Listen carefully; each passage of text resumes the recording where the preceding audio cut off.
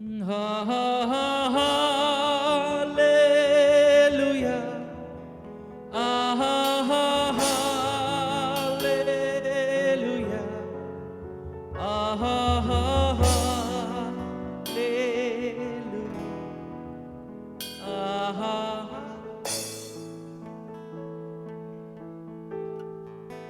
ah ha hallelujah.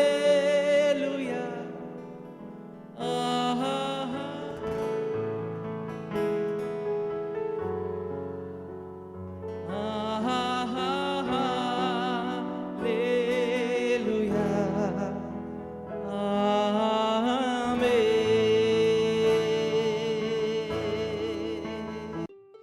सबको नमस्ते, सबको जय मसीह की। उम्मीद है आप सब लोग ठीक हैं। आज हम एक सवाल पूछें कि अगर परमेश्वर एक है, अगर वो परमेश्वर एकदम सामर्थी है और वो परमेश्वर जो सबसे प्यार करता है, तो क्यों परमेश्वर अभी जो महामारी हो रही है उसकी इजाज़त देते हैं। जब हम परमेश्वर के वचन बाइबल में हम देखते हैं तो बाइबल हमें बहुत अच्छे से व्याख्या करता है किस तरीके से इस पृथ्वी की रचना हुई थी, किस तरीके से इस पृथ्वी का अंत होगा। बाइबल हमें अच्छे से बताता है कि हमारा मकसद इस दुनिया में क्या है और हमारा भविष्य क्या होगा। और सबसे बढ़कर अभी जो महामारी है उसका कारण क्या है, ये चीज़ें बाइबल हमें बहुत अच्छे से समझाती है। माना कि कोरोना वायरस के बारे में शायद बाइबल सीधा सीधा ना कहा हो, लेकिन परमेश्वर और परमेश्वर की सृष्टि के बारे में बाइबल हमें बहुत अच्छे तरीके से बताती है। परमेश्वर और परमेश्वर की सृष्टि का रिश्ता क्या है? क्या परमेश्वर कमज़ोर है इस तरीके की महामारी को वो अपने बस में करने के लिए? क्या परमेश्वर के पास ताकत नहीं है जहाँ पर वो सृष्टि को वो संभाल सके? बाइबल हमें बताती है सृष्टि और परमेश्वर के रिश्ते के बारे में। जब हम यीशु मसीह की ज़िंदगी को देखते हैं, जब यीशु मसीह पैदा हुए थे उस वक्त आकाश में एक तारा दिखाई दिया था। जब यीशु मसीह मारे गए थे उस वक्त धरती हिला था। जब यीशु मसीह मुर्दों में से जिंदा हुए थे उस वक्त भूकंप हुआ था। परमेश्वर और परमेश्वर का सृष्टि का जो रिश्ता है, अगर हमें इसे और अच्छे से समझना है तो हमें स्कूल की हेडमास्टर और स्कूल के टाइम टेबल को हमें उदाहरण के तौर पे हमें लेना होगा। जैसे कि स्कूल के हेडमास्टर स्कूल की टाइम टेबल को तैयार करते हैं।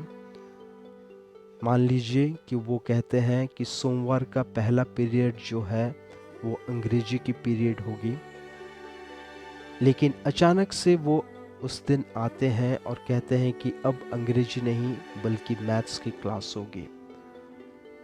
हेडमास्टर इसलिए कहते हैं क्योंकि उनके पास स्कूल की सामर्थ्य दी गई है। हेडमास्टर जी इसलिए कहते हैं क्योंकि उनके पास वो अधिकार है, कोई भी चीज़ को किसी भी वक्त बदल सकते हैं। इसी तरीके से परमेश्वर का भी अधिकार है उसकी सृष्टि के ऊपर, वो कभी भी कोई भी चीज़ को वो बदल सकते हैं। लेकिन बहुत दुख की बात ये है कि जब हम परमेश्वर के बारे में सोचते हैं तो हम बहुत भावुक हो जाते हैं। हम ये समझते हैं कि परमेश्वर हमें किसी भी तरीके का दुख या पीड़ा नहीं देंगे। वो हमेशा हमारी रखवाली करेंगे, वो हमेशा हमें दुख और पीड़ा से बचा के रखेंगे, वो हमेशा हमें खुश रखेंगे।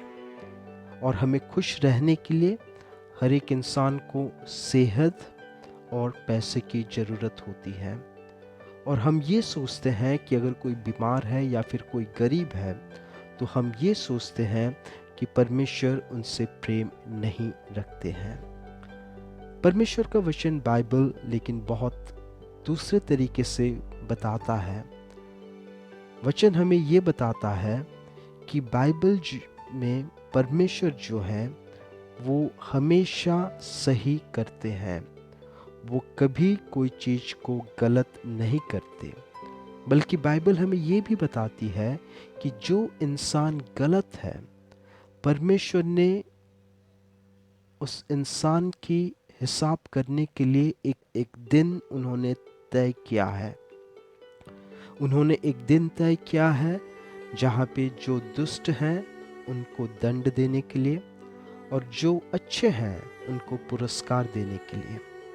परमेश्वर जो है वो अच्छे हैं और हमेशा के लिए वो अच्छे ही रहेंगे। लेकिन परमेश्वर इतने अच्छे हैं कि जो बुरा करते हैं या बुरे चीज़ों से वो घृणा करते हैं। परमेश्वर का वचन बाइबल में जब हम देखते हैं उत्पत्ति की किताब में एक परिवार हमें नज़र आता है, जो परिवार को हम नूह के नाम से जानते हैं। नूह के समय में, नूह जिस समय में रह रहे थे, उस समय में नूह के समय में परमेश्वर ने पूरे लोगों को उन्होंने नाश किया, क्योंकि जितने भी लोग थे उस वक्त उन्होंने परमेश्वर की आज्ञा का पालन नहीं किया। सारे लोग दुष्टता में अपनी ज़िंदगी को बिता रहे थे। लेकिन परमेश्वर ने नूह और नूह के परिवार को उन्होंने बचाया। दुष्टता एक इतनी बड़ी बुरी चीज़ है जहाँ पे परमेश्वर मजबूर होते हैं दुष्टता को ख़त्म करने के लिए। और आज की दिन में अगर हम देखें, ज़्यादातर लोगों का ये मानना है कि इस समाज में बुराई है, इस समाज में दुष्टता है। लेकिन बाइबल हमें ये बताती है कि दुष्टता जो है या बुराई जो है वो समाज से नहीं आती है, बल्कि हमारे अंदर से वो बाहर जाती है। दुष्टता जो है, बुराई जो है, वो हमारे दिल में दिखाई देती है। अगर हम अपने दिल में देखें तो हमें ये बुराई का एहसास होगा कि हम कितने बुरे हैं। हम इतने बुरे हो चुके हैं कि हम पर्यावरण का भी हम ख्याल नहीं रखते हैं। हम पर्यावरण को हम नाश करते हैं। हम जंगलों को काटते हैं। जिस पेड़ से हमें ऑक्सीजन मिलती है, हम उस चीज़ को हम काटते हैं। हमने परमेश्वर की जो सृष्टि है उसका हम धीरे धीरे हम नाश कर रहे हैं। साथ में हम दूसरों का भी हम नाश करते हैं। हम बहुत सारी आज्ञाओं का उल्लंघन करते हैं, जबकि पूरी दुनिया, ज़्यादातर लोग भूखे सोते हैं। हम इतने लालची हो चुके हैं कि हम दूसरे के बारे में हम बिल्कुल सोचते नहीं हैं। और इसके लिए हमें परमेश्वर को गुनहगार ठहराना ठीक नहीं है। ये हमारा फर्ज बनता है हमें दूसरों का ख्याल रखने के लिए। हम सृष्टि की जो परमेश्वर ने जो रचना की है, हमने उसका ठीक से ख्याल नहीं रखा। परमेश्वर ने हमें जिन लोगों को इस जगत में दिए हैं, हम लोगों ने उनके साथ अच्छा रिश्ता बनाकर नहीं रखा। हम लोगों ने उनकी परवाह नहीं की। और सबसे ज़्यादा बढ़कर चीज़ ये है कि हम परमेश्वर को हम भूल गए। परमेश्वर ने जो आज्ञाएं दी थी, जो कि हमारी मदद और हमारी खुशी में रहने के लिए दी थी, हमने उससे इनकार किया है। और साथ में हमने उनका अपमान भी किया है। जब हम परमेश्वर की सृष्टि, जब हम परमेश्वर के लोग, जब हम परमेश्वर के साथ ही जब हम एक अच्छा रिश्ता बना के नहीं रख सकते हैं, तो हम परमेश्वर से क्या उम्मीद कर सकते हैं। बाइबल बताती है कि हम में से किसी को भी जीने का हक नहीं है। क्यों हक नहीं है? हक इसलिए नहीं है क्योंकि हमने परमेश्वर की सृष्टि को नष्ट किया है, हमने परमेश्वर के लोगों को नष्ट किया है, और सबसे ज़्यादा बढ़कर हम परमेश्वर को हम भूल चुके हैं। और हम में से कोई भी अच्छे नहीं है जो कि इस सृष्टि पर हम रह सके। दूसरी बात, हमें परमेश्वर का वचन हमें ये भी सिखाता है कि हम सब मरने के हकदार हैं। क्यों? क्योंकि परमेश्वर ने जब इस दुनिया को बनाया था, ये दुनिया अच्छा था, लेकिन हमारी गलत की वजह से, हमारी दुष्टता की वजह से इस दुनिया में बुराई आई। परमेश्वर ने जब हमें बनाया था, परमेश्वर ने मौत जो थी उन्होंने कभी भी सोचा नहीं था या बताया नहीं गया था कि हमें मरना होगा। दुष्टता के कारण परमेश्वर हमें एक सजा देते हैं और वो है मौत। पाप की जो सजा होती है वो है मौत। सजा हमें क्यों मिलती है? सजा हमें इसलिए मिलती है क्योंकि हमने परमेश्वर के सृष्टि का ख्याल नहीं रखा। सजा हमें इसलिए मिलती है क्योंकि हमने लोगों का ख्याल नहीं रखा। सजा हमें इसलिए मिलती है क्योंकि हम परमेश्वर को भूल चुके हैं।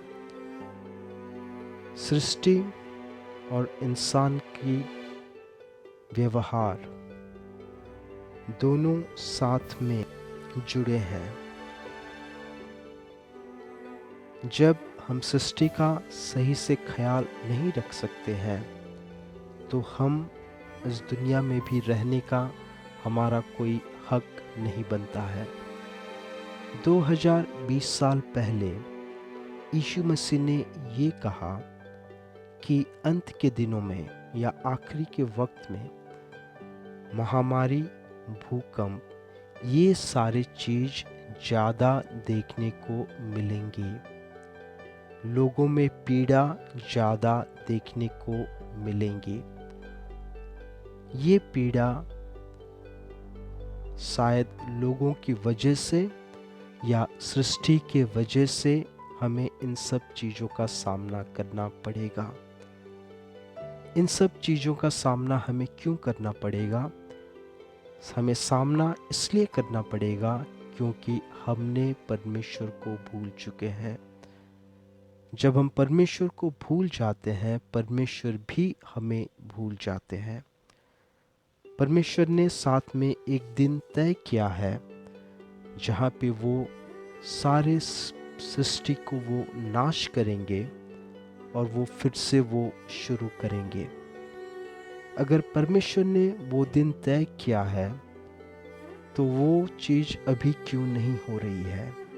क्यों परमेश्वर इस दुनिया को एक साथ नाश करके फिर से वो सृष्टि क्यों नहीं कर रहे हैं?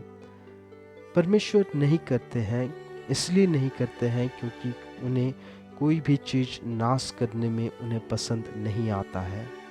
लेकिन उन्हें नाश करना होगा। क्यों नाश करना होगा? क्योंकि परमेश्वर जो है वो बहुत अच्छे हैं।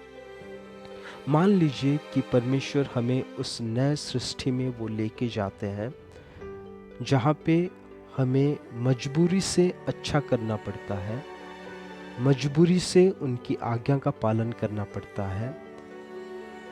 क्या इस मजबूरी से हम एक परिवार में हम रह सकते हैं? परिवार वो होता है जहाँ पे हम चीज़ों को स्वेच्छता से हम करते हैं।